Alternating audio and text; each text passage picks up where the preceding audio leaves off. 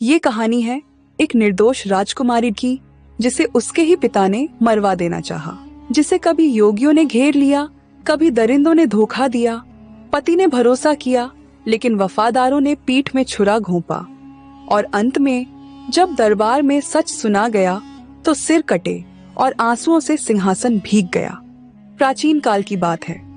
अभयगढ़ नामक शक्तिशाली राज्य पर महाराज विक्रांत सेन का शासन था। वे एक पराक्रमी योद्धा थे, परंतु स्वभाव से अत्यंत सनकी और अंधविश्वासी भी थे। उनकी रानी राजेश्वरी सौम्या देवी एक अत्यंत धर्मपरायण बुद्धिमान स्त्री थीं, जिनकी समझदारी और करुणा की चर्चा पूरे अभयगढ़ में होती थी। परंतु दुर्भाग्यवश महाराज विक्रांत सेन का सबसे बड़ा दोष था उनका अंधविश्वास। विशेषकर साधु संतों की बातों को वे ईश्वर का वचन मानते थे।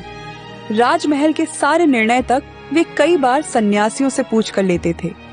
राजा को यह भ्रम था कि जंगलों में तपस्वी सन्यासी ही उनके भाग्य का रास्ता दिखाएंगे, इसलिए वे अक्सर अकेले ही महल छोड़कर साधु संतों की खोज में निकल जाया करते थे।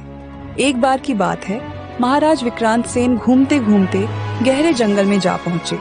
वहां एक वीरान स्थान पर उन्होंने एक सन्यासी को ध्यान मग्न अवस्था में देखा। वह सन्यासी बाहर से साधु प्रतीत होता था, पर भीतर से एक कपटी और धोखेबाज था। उसके चेहरे पर बनावटी तेज था, वाणी में मिठास और आंखों में चालाकी थी। राजा ने उसे प्रणाम किया और बोले, हे महात्मन, मैं अभयगढ़ का राजा विक्रांत सेन हूँ। मेरी रानी सौम्या देवी गर्भवती हैं। कृपया बताइए कि उनके गर्भ से पुत्र होगा या पुत्री?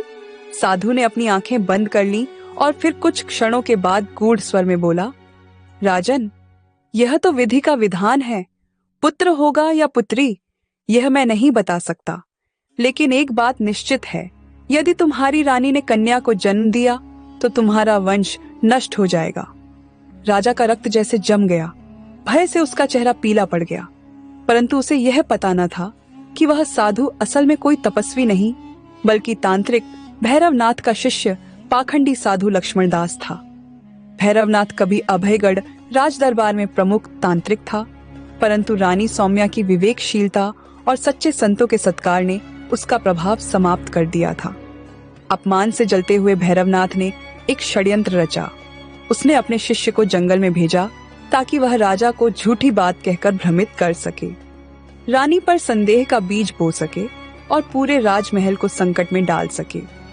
राजा साधु की बातों से इस कदर डर गया कि जैसे ही वापस लौटा, रानी से कठोर शब्दों में बोला, हे रानी, भूल से भी